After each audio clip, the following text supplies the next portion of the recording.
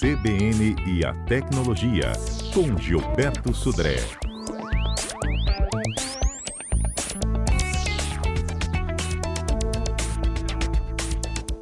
Essas casas que a gente falava que era do futuro, elas estão cada vez mais próximas da nossa realidade, não é mesmo, Gilberto? O futuro é logo ali, viu, Fernando? Com tudo que a gente tem visto aí, o futuro está quase que na semana que vem, viu? Estão muito perto lá. Certamente essas casas do futuro vão ser conectadas aí a muita tecnologia, já que a gente está cada vez mais inserido, ou a tecnologia está cada vez mais inserida no nosso dia a dia, né? A ideia é que essas casas sejam controladas por dispositivos, aí como o celular, ou aqueles assistentes pessoais, né? E tudo conectado via algum tipo de ligação sem fio, como Wi-Fi ou como 5G, que está chegando por aí também, e aí a quantidade menor de cabos necessários para ligar tudo isso, né? Eu levantei aqui algumas informações interessantes para a gente conversar sobre as casas automatizadas, né? Ou casas do futuro, né? Para isso, né? Vamos começar com os assistentes pessoais, né? Então a gente já falou bastante aí do Google Home, do Amazon Alexa, né? Que funcionam com comando de voz. Cada vez mais, e agora a gente falou inclusive nessa semana do lançamento da Apple, né? Do iPod, né? Que é aquele alto-falante inteligente da Apple também. Todos esses dispositivos, na verdade, tanto o Google, Amazon como a Apple, estão tentando colocar esse dispositivo como uma grande interface entre os moradores e as suas soluções de casa inteligente, né? Então, por comando de voz, vai ser possível você ligar uma lâmpada, desligar uma lâmpada, ligar uma televisão ou ligar mesmo um eletrodoméstico, tudo através desses assistentes pessoais. Então, a gente começa a nossa automação por essa interface de comando de voz através desses dispositivos de assistentes, que a gente chama de assistentes pessoais, nesse caso aqui. E aí perguntar sobre trânsito, perguntar sobre compras, fazer compras, né, através de comando de voz. E aí interligando o quê? Os eletrodomésticos inteligentes. Então a gente tem já algumas coisas que são no nosso dia a dia, como aqueles robôs inteligentes que limpam a casa, né, que fazem a varreção e a aspiração de poeira dentro da casa. Mas também a gente tem outros, por exemplo, como geladeiras com touchscreen, que identificam, por exemplo, que produtos estão dentro da geladeira, se produtos já estão acabando ou não, já fazem compras automaticamente, ou que ajustam a temperatura da geladeira de acordo com o produto que está colocado na sua parte lá da geladeira em si. Então, isso a gente em breve vai ver isso no nosso dia a dia. Fornos e fogões que são equipados com dispositivos de segurança, avisam quando a refeição está pronta, por exemplo, né? E até você pode ter, por exemplo, cafeteiras que você programa, isso já tem, inclusive, já hoje, já é uma coisa bem comum até, que você programa para que ela prepare o café antes de você acordar. Aí quando você acorda já está com a cafeteira, com o café pronto, vamos chamar assim, né? Nesse caso, né? Hoje você Então, consegue, inclusive, programar essas panelas elétricas para deixar, inclusive, seu arroz e seu feijão prontos. Exatamente. Então, ou seja, a gente vai ter, além dessa automatização do eletrodoméstico, agora a gente vai ter uma integração entre eles. Então, eles vão conseguir conversar, né, para, por exemplo, programar que quando talvez um alimento demore 1 hora e o outro demore meia hora, né? Quando tiver na metade do cozimento do produto do alimento de 1 hora, o outro eletrodoméstico já liga para terminar os dois ao mesmo tempo, por exemplo. Então vai ter uma integração entre os eletrodomésticos. A gente vai ver isso cada vez mais frequente hoje. Televisão, as lâmpadas, você liga lá num seriado e automaticamente as lâmpadas da sala já ficam a meia luz para ficar mais fácil ou melhor você assistir. Ou seja, uma integração completa de tudo que acontece nessa questão, né? Bom, outra questão conta pra legal gente essa história aí do espelho tecnológico. Isso, exatamente. Outra questão interessante é essa do espelho, né? Um espelho tecnológico que te ajuda na parte de iluminação especial para maquiagem, né? Para quem vai fazer a maquiagem em si. Faz também uma análise da pele, né?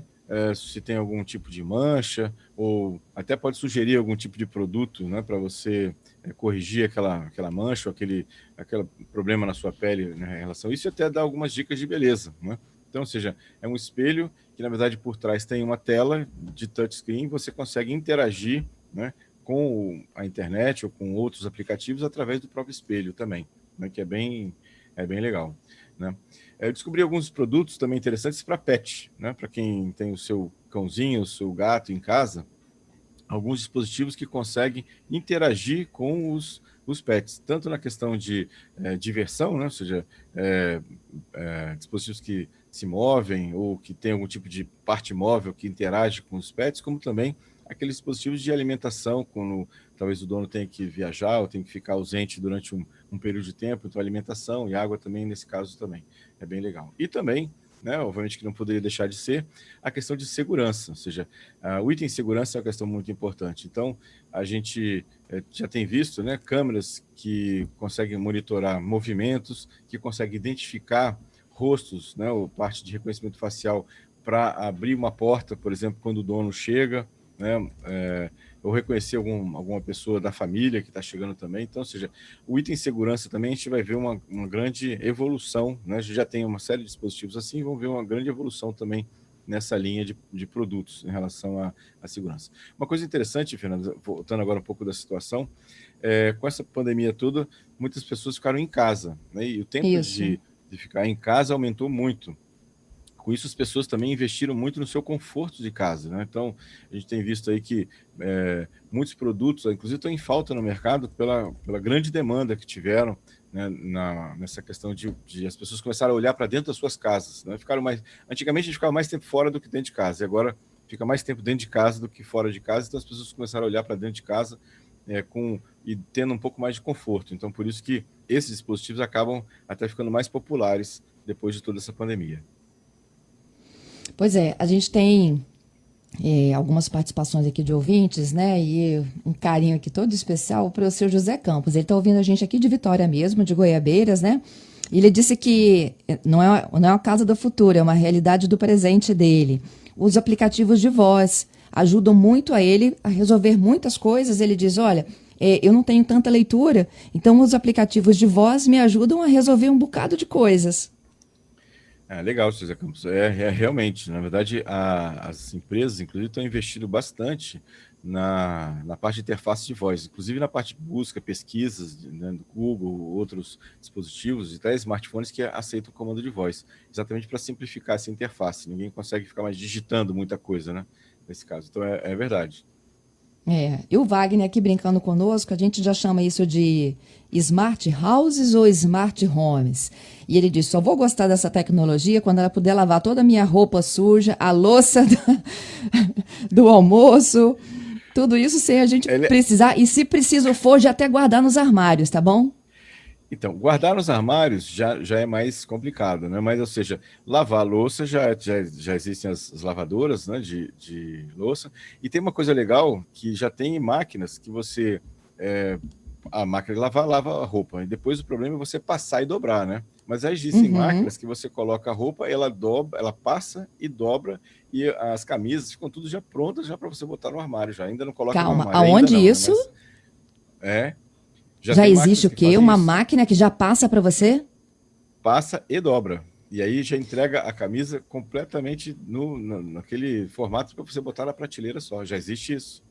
Isso já é um produto de prateleira já. Né? Não temos no Brasil ainda, mas fora do Brasil já tem isso aqui. Aí, Wagner, resolvido o seu problema, né? Vamos descobrir onde vende isso. Agora, na verdade, assim, a gente tem muita tecnologia, só que ela precisa de ser barateada, não é mesmo, Gilberto? Exatamente. Na verdade, assim, Fernanda, o que acontece é, como todo e qualquer lançamento de tecnológico, os primeiros produtos sempre saem muito mais caros. Se a gente observar, por exemplo, uma TV de LCD, só para te fazer uma comparação rápida, né? As primeiras televisões, elas tinham preço de 12 até 15 mil reais uma televisão, né?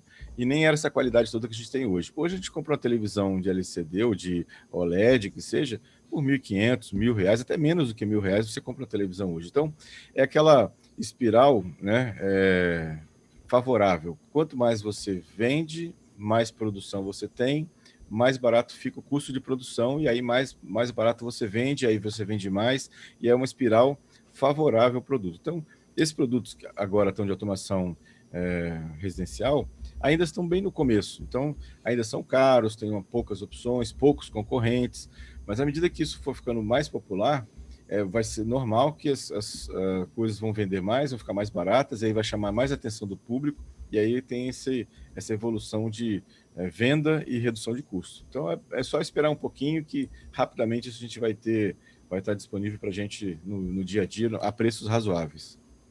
É isso aí. Vamos para os nossos destaques? Vamos lá. Bom, falando nessa linha de comando de voz, né? O Google Assistente, aquela comando de voz que você tem lá no Android, agora vai estar ainda mais versátil. Na verdade, a última versão do Google Assistente, agora você pode controlar também os aplicativos instalados no celular. Falar com que ele abra um aplicativo, ou faça uma pesquisa, ou você faça algum tipo de interação com os aplicativos, né? Por exemplo, agora através de alguns aplicativos, né, não todos ainda são compatíveis, mas alguns já são. Por exemplo, o Spotify, você pode fazer comandos, né, de voz para o Spotify, para ele abrir uma playlist, para ele procurar uma novidade da semana, por exemplo, tudo através do Google Assistente. Então, quem tem o Google Assistente, está acostumado, vai ver que isso vai ver funcionar também aqui para os nossos smartphones aqui, né? Uma outra notícia que me chamou a atenção essa semana, Fernando, foi que o Brasil, segundo a estatística da Kaspersky, o Brasil é o país mais atingido por ataques, aqueles ransomware, aqueles vírus que criptografam os computadores, né, as informações e pedem resgate. E aí o que me chamou a atenção nessa matéria foi basicamente por que o Brasil é tão atingido com esses ransomwares. E basicamente a estatística ou a pesquisa levanta 3 motivos. Primeiro, equipamentos, softwares, né, o Windows, por exemplo, não atualizados, estão desatualizados. Então, por exemplo, o uso de Windows 7 ainda existe bastante por aí, né, espalhado. E aí qual é o problema? O Windows 7 não tem mais suporte, nem tem correção mais. Então, as vulnerabilidades do Windows 7 permitem que sejam infectados por vírus. Então, essa é uma questão. Outra é o alto índice de uso de software pirata aqui no Brasil, o que acaba também prejudicando a atualização desses softwares, abrindo brechas para o atacante. Então, cuidado que esse tipo de ataque é bastante comum, né? E tem uma frequência bastante grande nesse caso aí, né? E por último, falando ainda desses tipos de vírus, uma notícia que me chamou a atenção que no governo americano, né, quando a vítima é atacada por esse tipo de vírus que criptografa o HD, normalmente o atacante ele pede um resgate, que inclusive a média de valores, né, de resgate está em torno de $84 mil, né, segundo a pesquisa que foi feita. E aí, no caso dos Estados Unidos, né, aí a questão de pagamento ou não do resgate para ter de volta a senha, para descriptografar os arquivos, fica sempre por conta da vítima, se ela vai decidir pagar ou não. A gente sempre recomenda que não pague, mas é uma decisão da vítima que a vítima vai ter.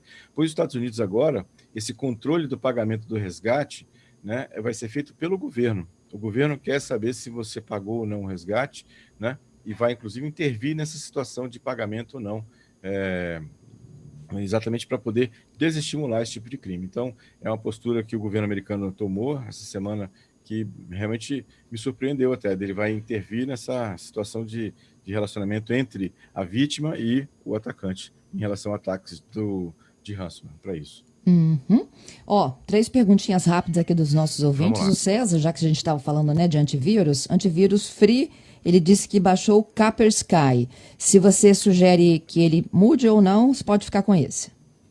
Não, é muito bom. Pode ficar com esse, que é um excelente antivírus, não vai ter problema. O Marco, ele pergunta se existe algum aplicativo de segurança que esconda os aplicativos de banco. Existe um aplicativo que, na verdade, é um cofre, né? Que você... exatamente agora eu não me lembro o nome, mas eu trago na próxima semana, mas é um aplicativo que você coloca os aplicativos dentro dele e você tem uma senha para poder chegar até os aplicativos. Então, os ícones dos aplicativos de banco não ficam expostos, né, da tela do smartphone.